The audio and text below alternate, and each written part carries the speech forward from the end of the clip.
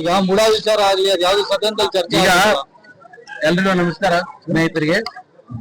ಇವತ್ತು ಕುರುಡುಮಲೆ ಗಣೇಶ್ ದೇವಸ್ಥಾನಕ್ಕೆ ಬರುವುದು ಈಗಾಗಲೇ ನಾವು ಪೂರ್ವ ನಿಯೋಜಿತವಾಗಿ ಚರ್ಚೆ ಮಾಡಿ ಈ ದುಷ್ಟ ಶಕ್ತಿಗಳ ವಿರುದ್ಧ ನಾವು ಒಂದು ಹೋರಾಟವನ್ನ ಪ್ರಾರಂಭ ಮಾಡಬೇಕು ಅಂತ ಹೇಳಿದ್ರೆ ವಿಘ್ನೇಶ್ವರನ ಮೊದಲನೇ ಆಶೀರ್ವಾದ ಪಡ್ಕೋಬೇಕು ಅಂತ ಹೇಳಿ ಇವತ್ತು ನಾವೆಲ್ಲ ಇಲ್ಲಿ ಬಂದಿದ್ದೇವೆ. ದುಷ್ಟ ಶಕ್ತಿಗಳು ಒಳಗಿನ ದುಷ್ಟ ಶಕ್ತಿಗಳು, ಹೊರಗಿನ ದುಷ್ಟ ಶಕ್ತಿಗಳು ಎರಡಿದಾವೆ. ಒಳಗಡೆ ಇದ್ದು ಚೂರಿ ಹಾಕೋರು ಇದಾರಲ್ಲ, ಬಹಳ ಡೇಂಜರ್.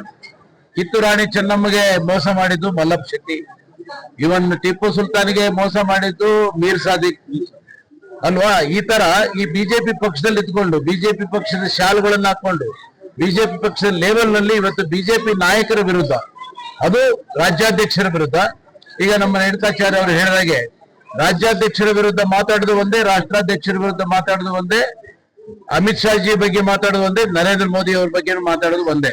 ನಿಮಗೆ ತಾಕತ್ತಿದ್ರೆ ಅವ್ರ ಹತ್ರ ಹೋಗಿ ಮಾತಾಡಿ. ಅದನ್ನ ಬಿಟ್ಟು ಪ್ರಚಾರ ಗೀಳಿಗೆ, ಇವತ್ತು ಪ್ರಚಾರದ ಹುಚ್ಚ ಹಿಡಿದಿದೆ ಅವ್ರಿಗೆ ಯಾರ ಬಗ್ಗೆ ಮಾತಾಡಿದ್ರು ಅವ್ರದ್ದು ಗೊತ್ತು, ಅವ್ರು ತೆಗಿತೀರಿ. ಏನ್ ತೆಗಿತೀರಿ ನೀವು? ನಿಮ್ಮ ತಕ್ಕಂತ ಹೋದ್ರೆ ನೀವು ಇಲ್ಲೆಲ್ಲೂ ಓಡಾಡಕ್ ಆಗಲ್ಲ. ರಸ್ತೆಯಲ್ಲಿ ಜನ ಚೀತು ಅಂತ ಹೋಗಿತಾ ಇದ್ದಾರೆ.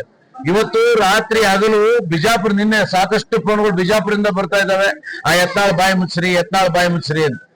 ಇವತ್ತು ಬೆಳಿಗ್ಗೆ ಕೂಡ ಎಲ್ಲ ಕಡೆಯಿಂದ ಇದೆ. ಯಾಕೆಂದ್ರೆ ಯಾರು ನಿಜವಾದ ಪಕ್ಷದ ಕಾರ್ಯಕರ್ತರಿದ್ದಾರೆ ಅವ್ರಿಗೆ ಇವತ್ತು ನೋವಾಗ್ತಾ ಇದೆ.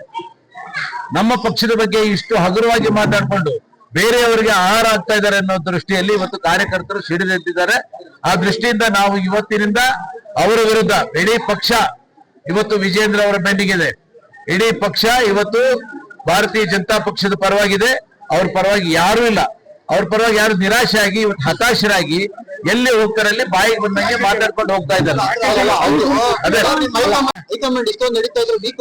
ಹೈಕಮಾಂಡ್ ಖಂಡಿತ ವೀಕ್ ಅಲ್ಲ, ಕಾದು ನೋಡುವಂತ ತಂತ್ರಕ್ಕೆ ಬಲಿಯಾಗಿದ್ದಾರೆ.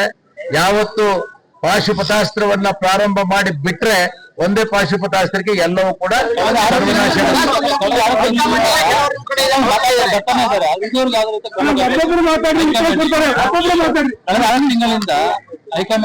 ಈಗ ಏನಾಗಿತ್ತು ಅಂದ್ರೆ ನಾವು ಬಹಳ ಗೌಪ್ಯವಾಗಿ ಸೌಮ್ಯವಾಗಿದ್ವಿ. ಏನೋ ಮಾತಾಡ್ತಾರೆ, ಉಳಿದವರೆಲ್ಲ ಬಗೆಹರಿಸ್ತಾರೆ ಅಂತ ಹೇಳಿ.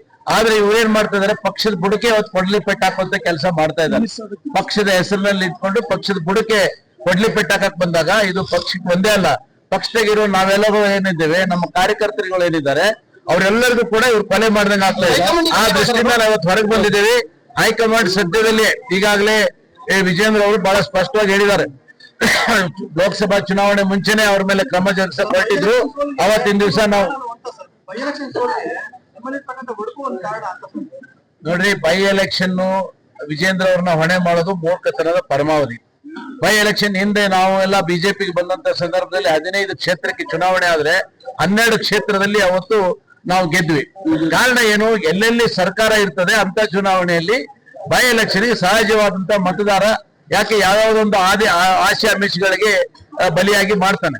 ಇವತ್ತು ಉದಾಹರಣೆಗೆ ನಿನ್ನೆ ಆ ಮಕ್ಕಳ ಕಲ್ಯಾಣ ಸಚಿವರು ಹೇಳ್ತಿದ್ದಾರೆ, ಇನ್ನು ನಾವು ಸ್ತ್ರೀ ಶಕ್ತಿ ಹಣವನ್ನ, ಗೃಹಲಕ್ಷ್ಮಿ ಹಣವನ್ನ 4-5 ದಿವಸದಲ್ಲಿ ಬಿಡುಗಡೆ ಮಾಡ್ತೀವಿ ಅಂತ.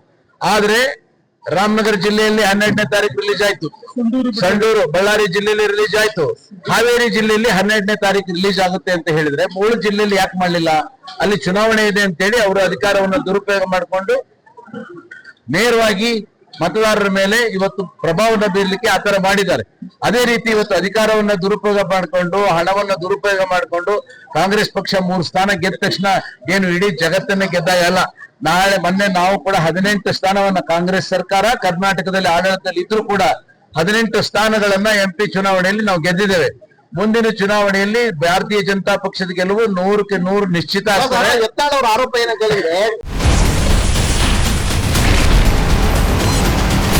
Ashwavega English News. Coming soon. Your channel, your voice, your trust.